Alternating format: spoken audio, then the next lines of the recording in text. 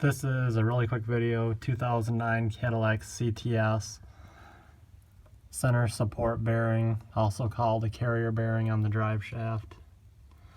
And what happened was, under heavy acceleration, the drive shaft was actually tapping on the tunnel. That was the noise I was getting. The bearing was actually okay, but this rubber boot was ripped.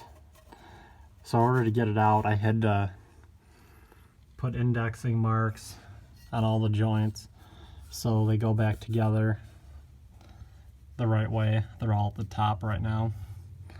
But basically, pull these bolts for the carrier bearing, and then the 3 large bolts in the back, and this whole assembly will drop out. In order to get to it, you have to drop the exhaust. So I did that first. Once this is down, in order to get this bearing off, you have to take these bolts out, and you have to pivot this so you can actually have access to them with a Torx and an extension. So once these bolts are out, there is a C-clip under here. You have to separate these two. There's a C-clip on the end of this shaft that runs in here. So you pull that clip out, and then you take this boot clamp off, and it actually allows you to slide this out. And once you slide that out, you can tap this retainer, this metal retainer, out of the way.